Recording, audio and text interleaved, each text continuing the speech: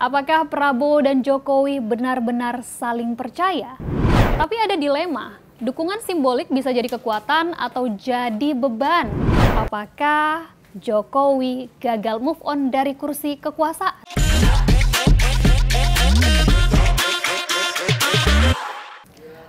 Baru-baru ini sebuah manuver politik datang dari Presiden ke-7 Republik Indonesia Joko Widodo.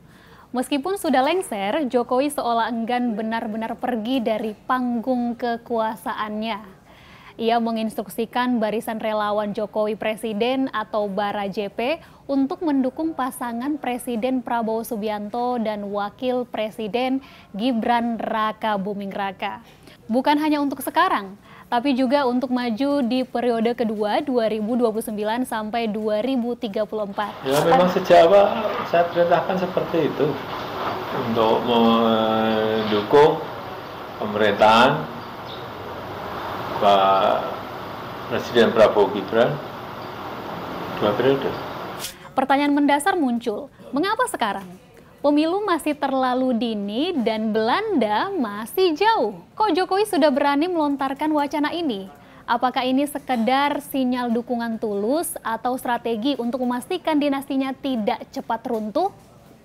Publik pun mulai berdesas-desus dan gonjang-ganjing mulai terlihat di ruang publik.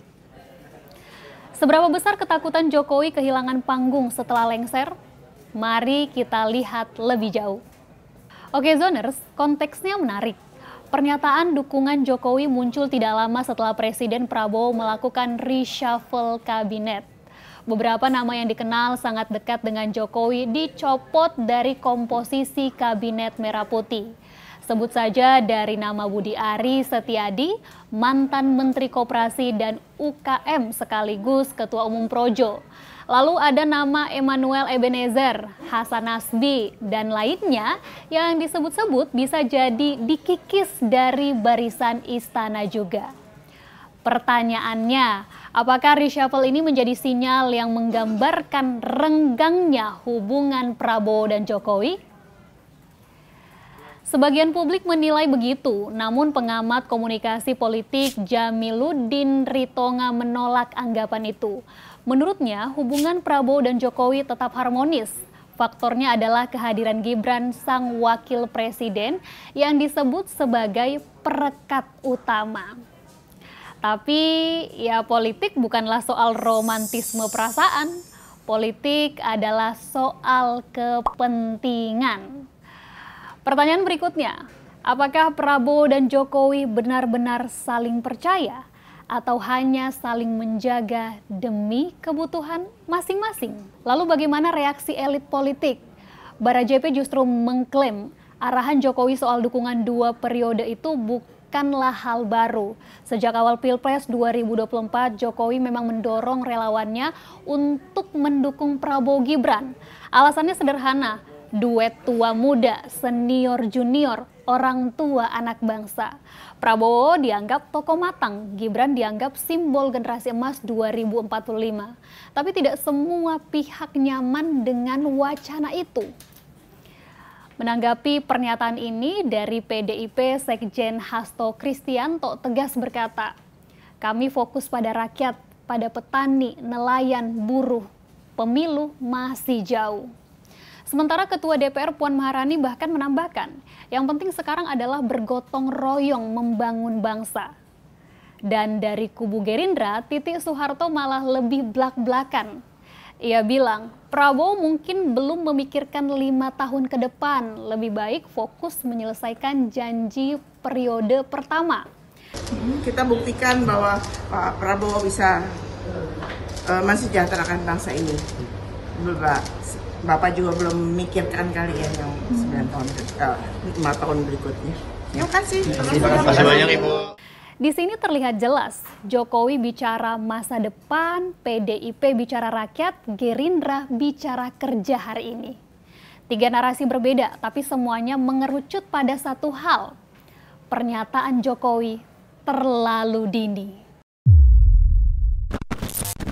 Lalu ada isu panas, apakah dukungan Jokowi ada kaitannya dengan kasus dugaan ijazah palsu yang tidak diusut? Jokowi menepis sambil tertawa. Katanya, apa hubungannya? Ijazah sama 2 periode. Hubungannya apa? Tapi pengamat politik merespons. Pengamat politik Slamet Ginting menilai Jokowi ingin tetap punya pengaruh.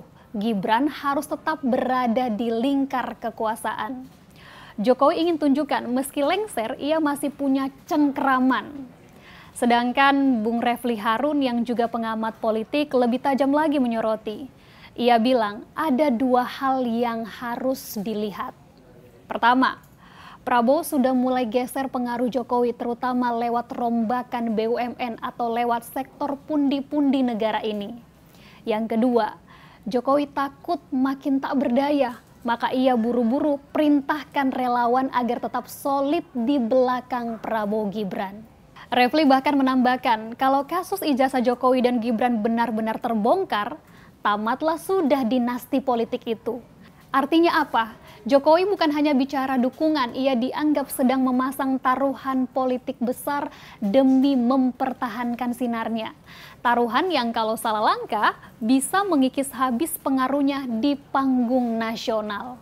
Selain itu, pandangan elit politik lain juga mulai bermunculan. Politisi PDI Perjuangan Adian Napitupulu bilang, pernyataan Jokowi soal seruan dukungan 2 periode untuk Prabowo Gibran adalah hal biasa saja. Katanya Jokowi kan politisi, bukan negarawan. Politisi wajar bicara pemilu berikutnya. Namun, pengamat politik Yunarto Wijaya dengan keras bilang, sikap Jokowi menyedihkan. Katanya mantan presiden seharusnya menjaga martabat demokrasi, bukan sibuk mengatur dari belakang. Relawan katanya jangan jadi tameng politik. Perdebatan pun pecah, ada yang menilai Jokowi visioner, ada yang bilang obsesif. Ada yang melihat Jokowi ingin memastikan programnya lanjut, ada pula yang curiga Jokowi hanya ingin lindungi dinasti. Pertanyaan publik kini semakin sederhana. Apakah Jokowi gagal move on dari kursi kekuasaan?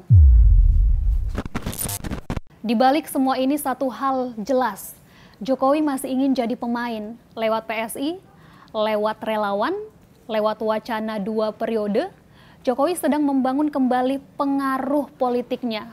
Pengamat Iqbal Temi menyebut dukungan 2 periode itu adalah sinyal Jokowi ingin tunjukkan ia masih punya basis massa loyal, siap digerakkan kapan saja. Tapi ada dilema, dukungan simbolik bisa jadi kekuatan atau jadi beban. Kalau publik menilai ini sebagai upaya mengatur dari belakang, justru bisa merusak citra Jokowi. Lalu apakah Jokowi akan benar-benar jadi kingmaker 2029 atau justru terperangkap dalam obsesi mempertahankan dinasti yang pada akhirnya melemahkan dirinya sendiri? Pada akhirnya yang harus kita tanyakan bukan sekedar siapa yang akan berkuasa 2 periode, tapi lebih dalam dari itu. Apakah janji-janji Prabowo Gibran akan benar-benar ditepati? Apakah visi Indonesia Emas 2045 berjalan nyata atau hanya jadi alat tawar politik elit? Apakah kita mau terus diseret dalam drama perebutan kekuasaan atau kita akan menagih janji yang pernah diucapkan? Apakah kita juga puas hanya jadi penonton dinasti atau kita berani meminta bukti kesejahteraan nyata? Jokowi boleh saja mendukung, boleh saja berharap, tapi rakyatlah hakim terakhir. Dinasti bisa runtuh, pengaruh bisa hilang kalau janji tak ditepati. Sebab pada akhirnya kekuasaan adalah fana. Dinasti bisa tumbang, tapi sejarah akan selalu mencatat siapa yang benar-benar mensejahterakan rakyatnya.